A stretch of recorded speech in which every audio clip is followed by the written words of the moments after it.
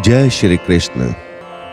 मित्रों, भगवत गीता की पृष्ठभूमि महाभारत का युद्ध है।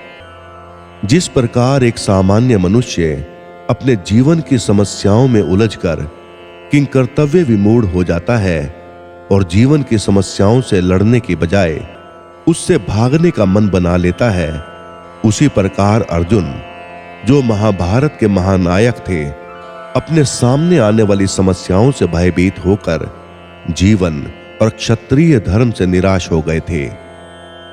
अर्जुन की तरह ही हम सभी कभी कभी अनिश्चय की स्थिति में या तो हताश हो जाते हैं या फिर अपनी समस्याओं से विचलित होकर भाग खड़े होते हैं।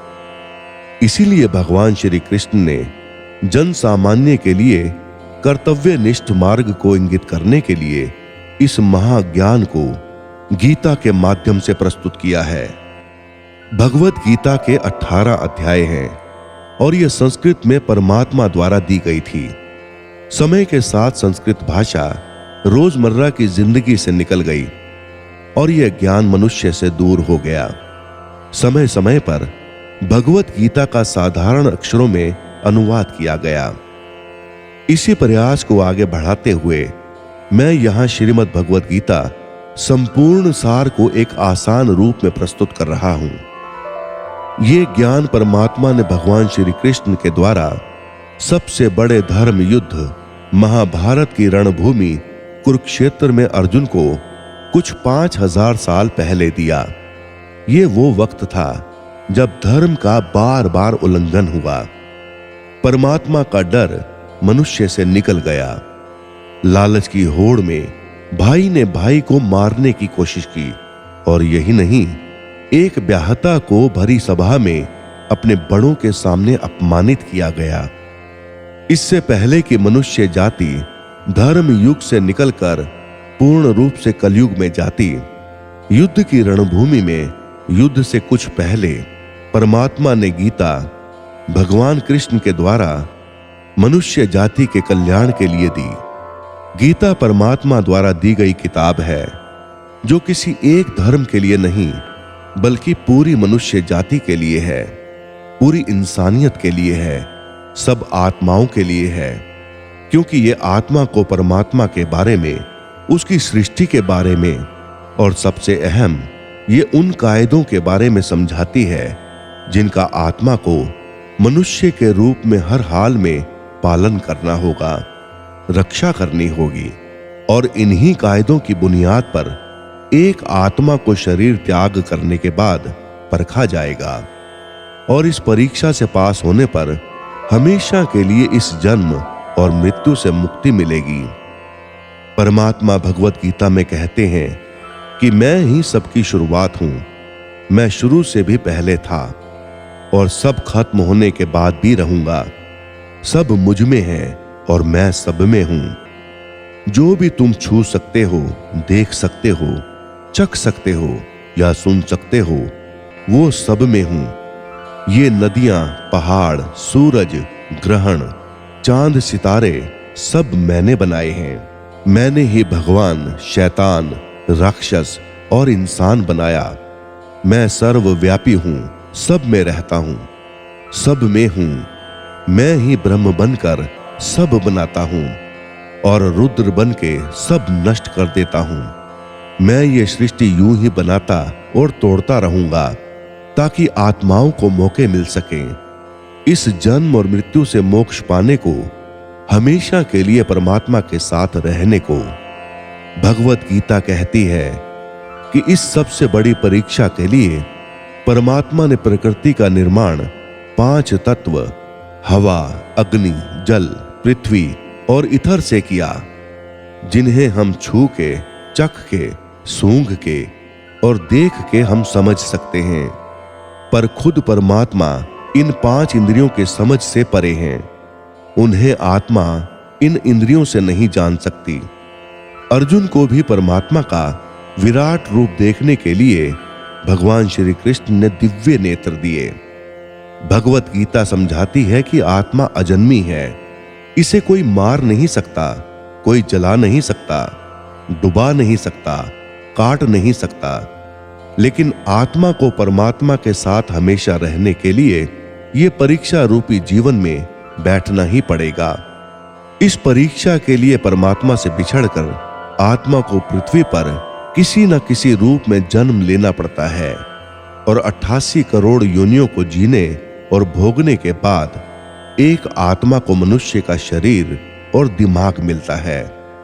इस सबसे बड़ी मर्यादाओं की परीक्षा में बैठने के लिए हर मनुष्य को इस पूरी परीक्षा के दौरान तरह तरह की अच्छी और बुरी भावनाओं के चक्रव्यूह में अपने ही भाई बहन और मित्रों के साथ डाला जाता है, जिसमें हर आत्मा को अपने अंदर के तामसिक और राजसिक अवगुणों से निकलकर सात्विक जीवन में प्रवेश करने के मौके मिलते हैं। हमारे तामसिक गुण वो हैं जो हमारे अंदर हीन भावना पैदा करके हमें खुद को उदास और नुकसान पहुंचाते हैं, और हमारे राजसिक गुण हमें ईर्ष्यालु और लोभी बनाकर दूसरों के प्रति नुकसान पहुंचा सकते हैं। इस परीक्षा के दौरान हर आत्मा को तामसिक और राजसिक गुणों को खत्म करके अपने सात्विक गुणों से परिचित होना पड़ेगा। सात्विक गुण वो हैं जो आत्मा को अपने आसपास की हर चीज से जोड़े और उन्हें प्यार करना सिखाते हैं। परीक्षा के दौरान हर आत्मा को जीवन के चारों स्तंभ धर्म, अर्थ, काम और मोक्ष का ज्ञान पाकर ही मुक्ति मिलती है। यही वो द्वार है जिन्हें समझकर ही आत्मा परमात्मा को समझ सकती है।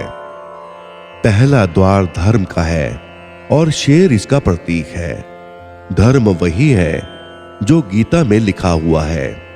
धर्म वही है जो धारण किया हुआ है, जिसे आपका दिल मानता है, जैसे झूठ नहीं बोलना, चोरी नहीं करना, भगवान का निरादर नहीं करना, दूसरों को नुकसान नहीं देना। यही सब धर्म है और हर आत्मा को अपने जीवन काल में हर समय धर्म का पालन करना होगा और उसकी रक्षा करनी होगी। दूसरा द्वार अर्थात घोड़ा इसका प्रतीक है। हर आत्मा अपने जीवन काल में अपने पृथ्वी पर होने का अर्थ या मूल कारण समझेगी।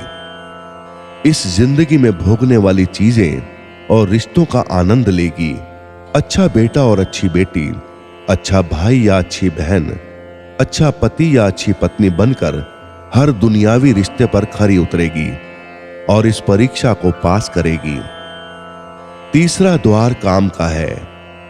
भगवत गीता समझाती है कि हर मनुष्य के अंदर काम, क्रोध, लोभ, मोह, अहंकार और ईर्ष्या जैसी 6 भावनाएं हमें अपने और दूसरों के प्रति नुकसान पहुंचा सकती हैं। इन भावनाओं को हर मनुष्य को हमेशा अपने नियंत्रण में रखना होगा, क्योंकि इनके भाव में किया हुआ कोई भी काम हमारे जीवन की परेशानी का कारण बन सकता है। और एक आत्मा संतोष और सादगी से इन भावनाओं पर हमेशा के लिए विजय पा सकती है। चौथा स्तंभ मोक्ष का है और हाथी इसका प्रतीक है। इस परीक्षा रूपी जीवन में हर मनुष्य हर समय कुछ इच्छाएं रखता है। कुछ इच्छाएं एक ही जन्म काल में पूरी हो जाती हैं, पर कुछ अधूरी रह जाती हैं और उनके पूरा होने के लिए आत्मा को वापस पृथ्वी पर आना पड़ता है। भगवत गीता समझाती है कि हमारी इच्छाएं ही मूल कारण हैं हमारे पृथ्वी पर वापस आने का, और अगर हम कोई भी इच्छा ना रखें तो हम इस जीवन और मृत्यु से मुक्त हो सकते हैं। ये द्वार माफी का है। जिन्होंने आपके साथ बुरा किया उनको माफ करके और जिनसे आपने बुरा किया उनसे माफी मांग के मुक्ति पाई जा सकती है। जब तक आत्माएं इन चारों दरवाजों धर्म, अर्थ, काम और मोक्ष को समझ नहीं लेती, तब तक इस आत्मा को बार बार मनुष्य के रूप में आना ही पड़ेगा। परीक्षा का समय खत्म होते ही आत्मा शरीर और अन्य सब वस्तुओं का त्याग कर देती है। जो भी संसार में रहकर बनाया वो अब किसी और का होगा और आत्मा अपने कर्मों के फैसले के लिए चली जाती है। आत्मा के अच्छे और बुरे कर्मों का हिसाब होता है। अपने अच्छे कर्मों के लिए आत्मा कुछ वक्त के लिए स्वर्ग और दुष्कर्मों के लिए नरक चली जाती है। नरक में आत्मा को अपने पापों के अनुकूल सजाएं मिलती हैं, पर सजा खत्म होने के बाद आत्मा को फिर से एक नया शरीर और नया दिमाग मिलता है। इस परीक्षा में फिर से बैठने के लिए हर परीक्षा में वही सब फिर से दोहराया जाएगा।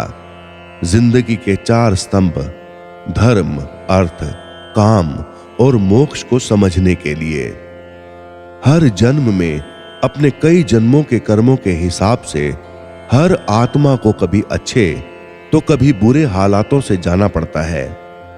लेकिन जब तक आत्मा परमात्मा के साथ योग को नहीं समझ लेती, तब तक वो मुक्ति नहीं पा सकती।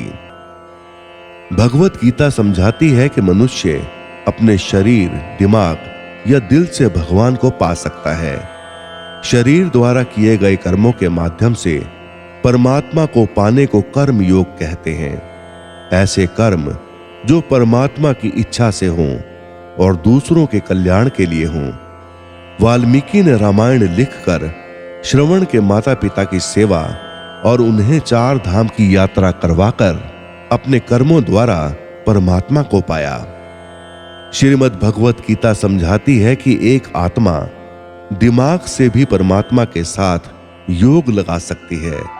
इसे राजयोग कहते हैं, क्योंकि दिमाग या मस्तिष्क सब इंद्रियों का राजा है। एक मनुष्य अपनी आस्था, श्वास प्रणाली, अभ्यास, साधना और तपस्या से परमात्मा को इस योग के रास्ते पा लेता है। इस योग को समझने के लिए हमें अपने अंदर की शक्तियों यानी चक्र और कुंडलिनी को समझना पड़ेगा। आत्मा मस्तिष्क से ध्यान लगाकर परमात्मा के साथ योग लगा सकती है। शंकराचार्य, स्वामी परमहंस, स्वामी विवेकानंद और उनके जैसे कई योगी इस योग के रास्ते परमात्मा के साथ संधि लगा पाए। परमात्मा भगवत गीता में कहते हैं कि अगर किसी आत्मा को धर्म ना भी समझ में आए, योग ना भी समझ आए, पर अगर वो मेरी शरण में आ जाए तो मैं उसके सारे पाप माफ कर देता हूं। परमात्मा को ऐसे दिल की गहराइयों से पुकार के पाने को भक्ति योग कहते हैं। चैतन्य महाप्रभु, मीराबाई और भगवान हनुमान इस योग के सबसे बड़े उदाहरण हैं।